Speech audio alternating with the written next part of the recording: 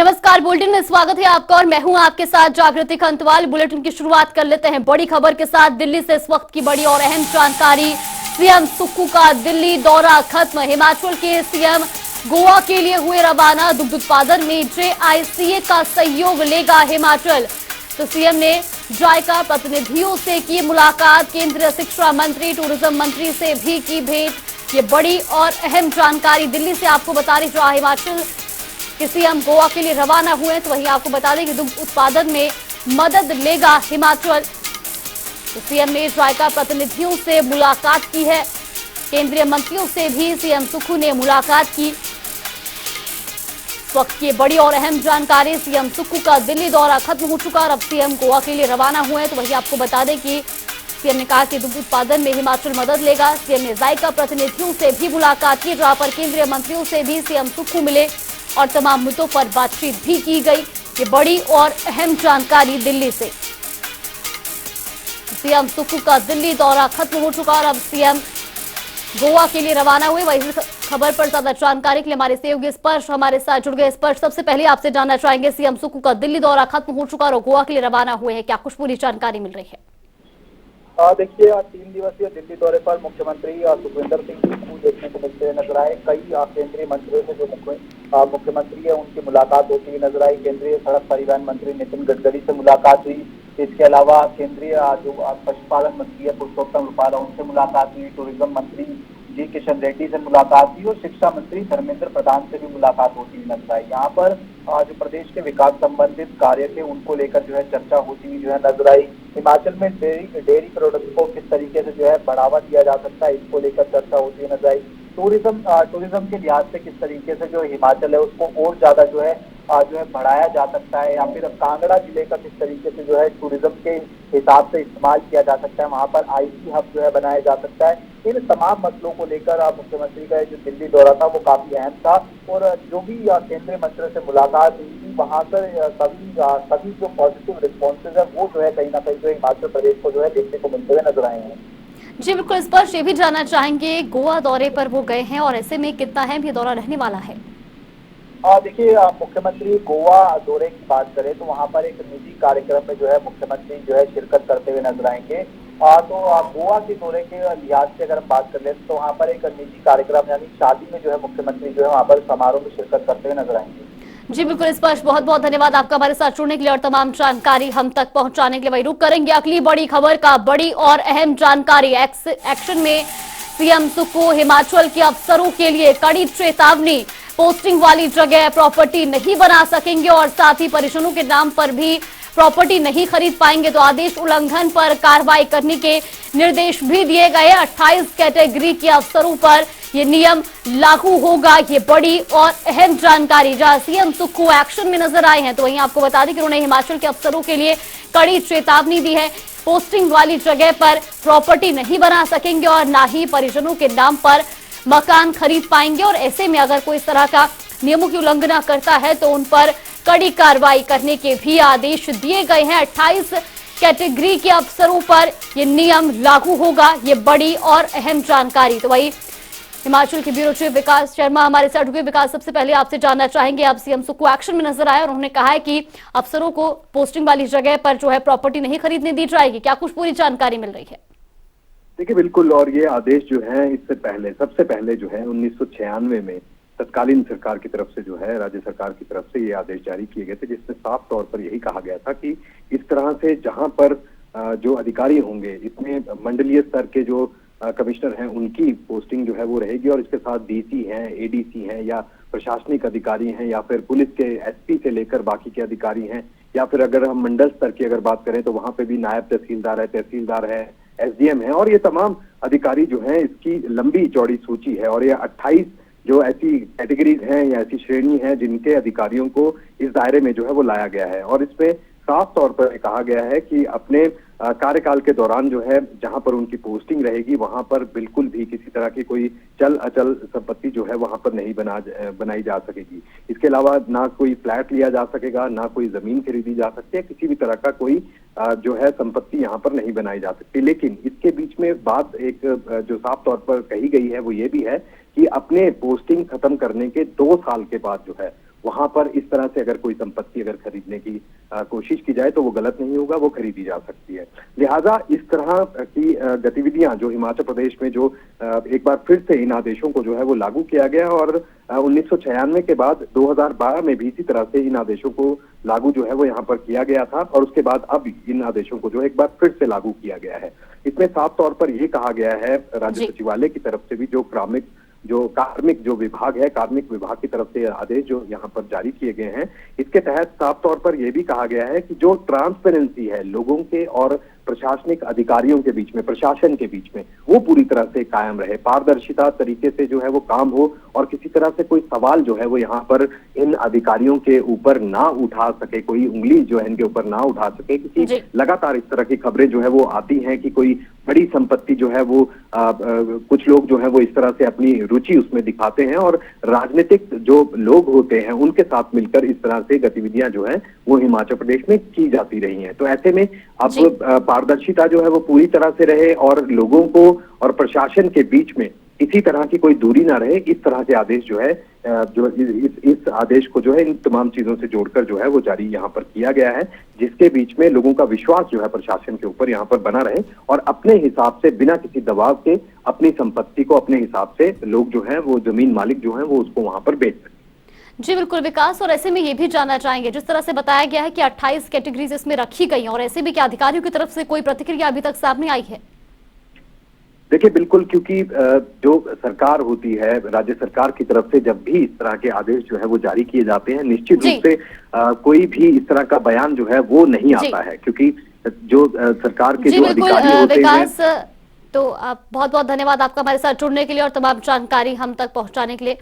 वही हरियाणा के मुख्यमंत्री मनोहर लाल क्या कुछ कह रहे हैं वो भी आपको सुनवाते हैं। सीएमओ के लोग हैं और बाकी सब मिलकर के उन सुझाव में कौन कौन से ज्यादा एडजस्ट किए जा सकते हैं उनको सबको एडजस्ट करेंगे और एक अच्छा बजट जो विकास का बजट भी होगा और जो जनता की सेवा के नाते से जितना भी सर्विसेज सेक्टर है उसके लिए भी एक अच्छा बजट होगा, ऐसा मैं आपको विश्वास दिलाता हूँ।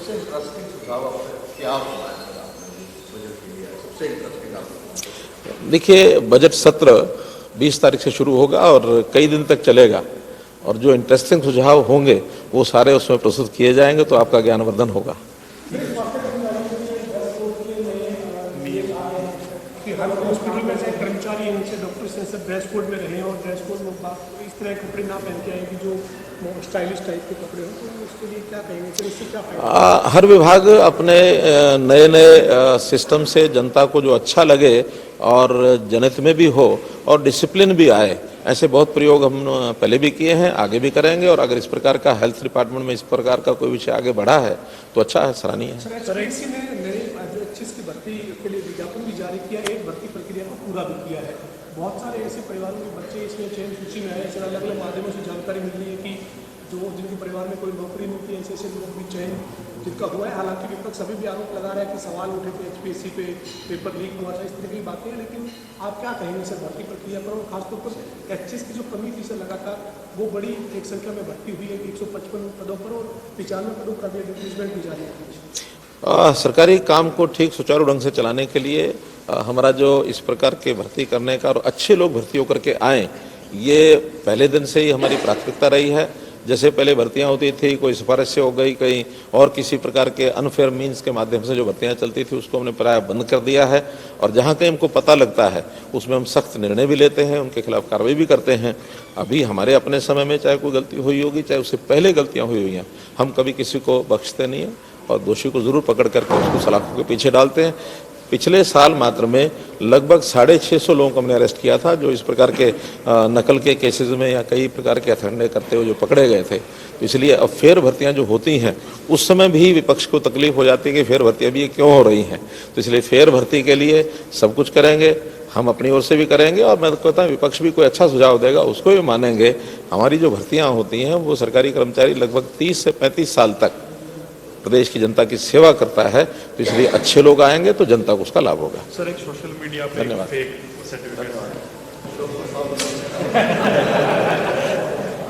तो ये तस्वीरें आपने देखी जहां पर सीएम मनोहर लाल ने प्री बजट पर चर्चा के बाद प्रेस कॉन्फ्रेंस की, जहां पर उन्होंने कहा कि सभी विभागों के अधिकारियों से लगातार प्रस्ताव लिए जा रहे हैं और ऐसे में बजट पर, प्री बजट पर जो है ये चर्चा की जा रही है, प्री बजट चर्चा ही रही और ऐसे में उन्होंने ये भी कहा कि केंद्र की तर्ज पर बजट जो है वो पेश किया जाएगा। यहाँ पर रुक करेंगे अगली बड़ी खबर की ओर। बड़ी और अहम जानकारी, हिमाचल के मनाली में भारी बर्फबारी, ले हाईवे आवाजाही के लिए बंद, अटल टनल के पास 3 फीट बर्फ जमी है। तो वही जिला प्रशासन ने एडवाइजरी भी जारी की है। मैदानी इलाकों में बारिश का दौर जारी है। बड़ी और अहम जानकारी आपको बता रहे, जहां हिमाचल प्रदेश में मौसम करवट बदलता नजर आ रहा है, वहीं जिला प्रशासन ने भी मौसम को लेकर एडवाइजरी जारी की है। मैदानी इलाकों में बारिश का दौर जारी है और ऐसे में ले हाईवे में आवाजाही बंद कर दी गई है।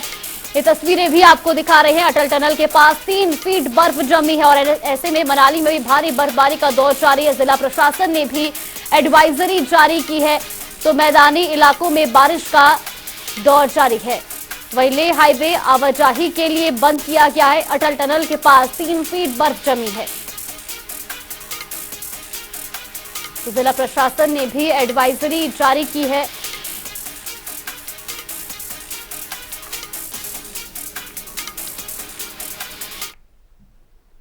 तो एक खबरों में आगे बढ़ेंगे, जहां फलों के दाम तय करने के विवाद पर सरकार बैकफुट पर आ गई है। बागवानी मंत्री जगत सिंह नेगी ने सफाई दी है कि फलों के दाम तय करने की कांग्रेस की गारंटी पर दिए उनके बयान को तोड़ मरोड़ कर पेश किया जा रहा है। बागवानी मंत्री ने कहा कि उनका पहले ये कहना था कि सरकार बागवानों को उचित मूल्य दिलाने का प्रयास करेगी। ये कभी नहीं कहा कि गारंटी पूरी नहीं होगी। मैंने कहीं नहीं कहा कि 10 गारंटियों में से मैं गारंटी को निकाल रहा हूँ। हमने बार बार ये कहा कि 10 गारंटियां चरणबद्ध तरीके से, उस दिन भी मैंने ये कहा कि चरणबद्ध तरीके से गारंटियां जो है हमारी सरकार जो है उसको आगे करने जा रही है। जैसे ओपीएस का कर लिया है, उसके बाद जो है महिलाओं को 1500 का है, या जो हमारे फसल की बात है, तो ये उचित मूल्य जो है उसी का भाग है। तो हम कहीं मुकर नहीं रहे। हम जो एक होमवर्क कर रहे हैं, किस तरह से आने वाले सीजन में किस तरह से, चाहे सेब है, चाहे नीचे के इलाकों के आम है, या जो अब नीचे के इलाकों में अमरूद का भी फसल तैयार हो रहा है, कैसे उसको उचित मूल्य हम दिलाएं, कैसे उनको फायदा पहुंचाए, उसकी बात हम कर रहे हैं। हम बात कर रहे हैं किस तरह से अभी जो है किलो के हिसाब से हमारे जो फल है वो बिके। हम बात कर रहे हैं किस तरह से पेटियां जो है यूनिवर्सल कार्टन के माध्यम से हम बाजार में पहुंचाएं। किस तरह से एपीएमसी का जो एक्ट है उसके प्रावधानों को किस तरह से जो है बागवानों के हित में उसको लागू करें, उसकी बात हम कर रहे हैं। और हमने तो अभी होमवर्क करना शुरू किया है। मैंने पहले भी कहा है कि मैं बागवानों से, स्टेक होल्डर्स से मीटिंगें रख रहा हूँ। उनसे राय लेने के बाद फिर हम अपना जो है फाइनल जो भी एक उसमें से सोल्यूशन निकल के आएगा, उसके माध्यम से हम किसानों को, बागवानों को मैक्सिमम जो है बेनिफिट दिलाने की कोशिश करेंगे। इसमें सरकार की तरफ से, माननीय मुख्यमंत्री की तरफ से और हमारे उद्योग मंत्री की तरफ से अनेकों बार बैठक जो है, दोनों जो चाहे हमारा अदानी वाला है जो सीमेंट के फैक्ट्रियों के मालिक हैं, और जो हमारे ट्रक ऑपरेटर्स हैं, इनके साथ कई दौर की बातें हुई है। और उसके बाद जो है अब स्टेज आ गया है जहां मतलब कंक्रीट फैसला लेने का। अब जैसे ही माननीय मुख्यमंत्री वापस आते हैं अपने टूर से, तो लगता है मुझे कि हम जो है कोई ठोस जो है इसके ऊपर फैसला ले पाएंगे। तो वही राजगढ़ में आयोजित कार्यक्रम में उद्योग संसदीय मंत्री हर्षवर्धन चौहान पहुंचे। इस दौरान उन्होंने कहा कि कांग्रेस सरकार चरणबद्ध तरीके से जनता के लिए किए गए वादों को जो है पूरा करेगी। वहीं इस दिशा में प्रदेश सरकार ने अपने वादे के अनुरूप मंत्रिमंडल की पहली बैठक में प्रदेश के 1.36 लाख कर्मचारियों को ओपीएस की बहाली की है। उन्होंने कहा कि प्रदेश सरकार आने वाले समय में 1 लाख बेरोजगारों को रोजगार प्रदान करेगी। इस वर्ष 20,000 से अधिक युवाओं को रोजगार प्रदान करने का लक्ष्य रखा गया है। राजगढ़ से खबर। आज हमारे मुख्यमंत्री जो बोलते हैं कि हमने जो है, हम सत्ता परिवर्तन के लिए नहीं, हम सत्ता का सुख भोगने नहीं आए हैं, हम जो है व्यवस्था परिवर्तन के लिए आए। आज हम जो सिस्टम हिमाचल प्रदेश में चल रहा है हम उसको ठीक करेंगे। आज सरकारों का क्या काम है, मुख्यमंत्री आता है कि जी स्कूल खोल दो जी, पटवारखाना खोल दो जी, तहसील खोल दो जी, दफ्तर खोल दो जी, दफ्तर खोल दो और कर्मचारी हो या ना हो, वो आज मजाक बन गए। आप हैरान हो गए, हिमाचल प्रदेश में इलेक्ट्रिसिटी बोर्ड में, बिजली बोर्ड में पिछले 40 सालों में केवल 6 दफ्तर खोले गए थे। आर्य समाज के संस्थापक महर्षि दयानंद सरस्वती की 200वीं जयंती के उपलक्ष्य पर गांधी चौक हमीरपुर से आर्य समाज मंदिर तक शोभा यात्रा निकाली गई। इस शोभा यात्रा में छात्र छात्राओं ने भी बढ़ चढ़कर भाग लिया। आर्य समाज के प्रतिनिधि ने बताया कि महर्षि दयानंद सरस्वती ने सभी को ज्ञान का खजाना दिया। उन्होंने कहा कि आर्य समाज बड़े धूमधाम से इस जयंती को मना रहा है। वहीं सोलन में किसानों को प्राकृतिक खेती के प्रति जागरूक करने के लिए कृषि विभाग जगह जगह जागरूकता शिविर लगा रहा है। साथ ही प्राकृतिक खेती करने वाले किसानों को सरकार कई तरह के लाभ भी दे रही है। वहीं जिला कृषि अधिकारी सीमा बंसल ने बताया कि अभी तक कृषि विभाग 9105 किसानों को प्राकृतिक खेती के प्रति जागरूक कर चुके हैं और साथ ही 800 हेक्टेयर भूमि पर सोलन के किसान प्राकृतिक खेती कर रहे हैं। वहीं उन्होंने बताया कि कुछ किसान प्राकृतिक खेती में बहुत अच्छा लाभ भी कमा रहे हैं, जो अन्य किसानों के लिए प्रेरणा के स्रोत बनते जा रहे हैं।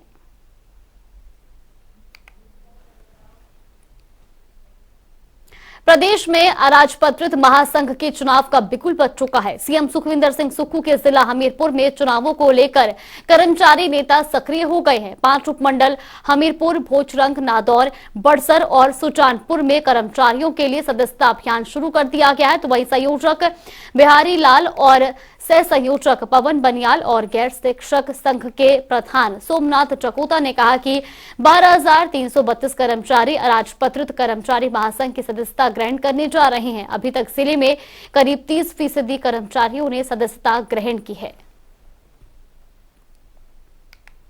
शक्तिपीठ ज्वालामुखी मंदिर में सिद्ध ज्वाला देवी स्वरूप माता की मूर्ति का जन्मोत्सव मनाया गया। बता दें कि आज ही के दिन ज्वाला माता के स्वरूप की स्थापना की गई थी। पुजारी वर्ग ने ज्वाला माता मूर्ति की विधिवत पूजा अर्चना कर भोग प्रसाद लगाया। तो वहीं वरिष्ठ पुजारी अनिल शर्मा ने बताया कि फागुन मास कृष्ण चतुर्थी को ही माता ज्वाला के सिद्ध स्वरूप की स्थापना मंदिर परिसर में की गई थी। सदा से ही माता जी के मूर्ति स्वरूप का जो है वो पूजा वगैरह की जाती है, श्रृंगार किया जाता है, वस्त्र पहनाए जाते हैं और भोग लगाया जाता है और आरती वगैरह की जाती है। सब पुजारी परिवार जितने भी है मिलजुल करके सारे देवी माँ की आराधना पूजा करते हैं और सब परिवार भक्तजनों को माँ की तरफ से शुभ आशीर्वाद देते हैं। जहां एक और मैदानी इलाकों में मौसम लगातार करवट ले रहा है, तो वहीं रामपुर में कम बर्फबारी और बारिश ने बागवानों को चिंता में डाल दिया है। ये चिंता है सूखे की। कम बर्फबारी से बागवानों को किन किन दिक्कतों का सामना करना पड़ रहा है, देखिए हमारे इस खास रिपोर्ट में। बर्फबारी कम, सूखे का गम, बागवान परेशान, किसान बेहाल। रामपुर के किसानों और बागवानों को इस बार मौसम की बेरुखी का सामना करना पड़ रहा है। वजह है कम बर्फबारी। शिमला में भले ही थोड़ी बहुत बारिश और बर्फबारी से बागवानों को राहत मिली हो, लेकिन ये 4 दिन की चांदनी के ही समान है। जिले की लोअर और मिडिल बेल्ट में सूखे जैसे हालात पैदा हो गए हैं। इसकी वजह से बागवानों की समस्याएं बढ़ गई हैं। सेब की फसल पर संकट तक मंडराने लगा है। आने वाले समय में सूखा पड़ने की नौबत आ सकती है। लोग भूमि में नमी की कमी की वजह से किसानी के काम भी ठीक से नहीं कर पा रहे हैं। बेरुखे मौसम ने बागवानी को संकट में डाल दिया है। तापमान में बेतहाशा बढ़ोतरी ने बागवानों की टेंशन बढ़ा दी है। बागवानों की माने तो सेब की पुरानी किस्मों के लिए 800 से 1200 घंटे चिलिंग की जरूरत रहती है, लेकिन इस बार कई इलाकों में 700 घंटे के चिलिंग भी पूरी तरह नहीं हो सकी। बता दें कि चिलिंग आवर्स उस अवधि को कहा जाता है जब तापमान 7 डिग्री सेल्सियस या इससे कम रहता है। बर्फबारी के दौर में ये तापमान इसी के बीच बना रहता है। चिलिंग पूरी नहीं होने से सेब बागवानों की चिंताएं बढ़ गई हैं और ये चिंताएं लाजमी भी है। अच्छी बर्फबारी और बारिश से ज्यादातर इलाकों में नमी की कमी भी महसूस हो रही है। यही नहीं, बागवानों के मुताबिक दिसंबर से फरवरी तक चिलिंग आवर्स रहते हैं। सेब की फसलों को बेहद कम तापमान की जरूरत होती है। चिलिंग आवर्स में पौधे निष्क्रिय अवस्था में रहते हैं। जरूरी तापमान न होने से सेब की फ्लावरिंग पर असर पड़ता है। सेब की पैदावार का विकास भी प्रभावित होता है। सिंगला गांव की बागवान लता, सरला और करुणा की बातों में एक ही डर का जिक्र है, सूखे का। बारिश ठीक से नहीं हुई, गर्मी के आने वाले मौसम में पीने के पानी की समस्या भी हुई। ऐसे में सिंचाई करना तो दूर की ही बात है।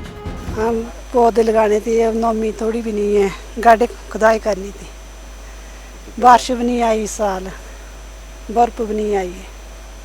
अब कैसे खुदाई करें, पौधे लगाने थे वो सूख रहे हैं। इस बार काफ़ी सूखा पड़ा है, लगता नहीं है कि फसल अच्छी होगी, कोशिश कर रहे हैं बस। इस बार मौसम कुछ अच्छा नहीं रहा, ना बारिश हुई ना बर्फबारी हुई। इस वजह से हमारे खेत भी बंजर पड़े हैं, खुदाई करने के लिए भी बहुत सख्त है। इस बीच बागवान खेमचंद ने आने वाले मौसम से निपटने के लिए तैयारियां भी शुरू कर दी हैं। उन्होंने बताया कि तौलिए बनाने और पौधे रोपने की कोशिश जारी है। अब ऐसे सूखे में पौधे कैसे टिक पाएंगे, ये बताना थोड़ा मुश्किल हो गया है। सुनिए क्या कहते हैं बागवान खेमचंद। तौलिए खोद रहे, गड्ढे खोद रहे, सूखा पड़ा है, न बारिश हो रही है, न बर्फ आ रही है, न फसलें बीज रहे हैं, सारी जमीन सूखी पड़ी है। कैसे पौधे तैयार करें, बड़ा मुश्किल है। बारिश और बर्फबारी ये प्रकृति के दो ऐसे वरदान हैं जिनसे बागवानों के चेहरे खिल उठते हैं, लेकिन इसमें कमी आई है। लिहाजा आने वाले समय में फर्क पड़ने की संभावना है, क्योंकि सर्दियों में पहाड़ों पर बर्फ कम पड़ने से जल स्रोत भी ठीक से रिचार्ज नहीं हो पाए और न ही भूमि में पर्याप्त नमी रही। ऐसे में गर्मियों के मौसम में जहां पानी की कमी से पेड़ पौधे और फसलें सूखने की संभावना है, वहीं पेयजल की भी समस्या उत्पन्न होगी। हालांकि बागवान अपनी तैयारियों के साथ महज इंतजार करने को मजबूर है। जनता टीवी के लिए रामपुर से विश्वेश्वर नेगी की रिपोर्ट। और रुक करेंगे बड़ी खबर का। बड़ी और अहम जानकारी इस वक्त की आपको बता दें तो पालतू कुत्तों को लेकर शिमला में सख्ती। बड़ी और अहम जानकारी, नगर निगम ने जारी किए आदेश। ये बड़ी और अहम जानकारी आपको बता रहे शिमला से, जहां शिमला नगर निगम अब सख्ती बरतता नजर आ रहा है। उल्लंघन करने पर कार्रवाई भी की जाएगी। तो पालतू कुत्तों को लेकर शिमला सख्ती में नजर आया। आपको बता दें कि नगर निगम ने आदेश जारी किए हैं,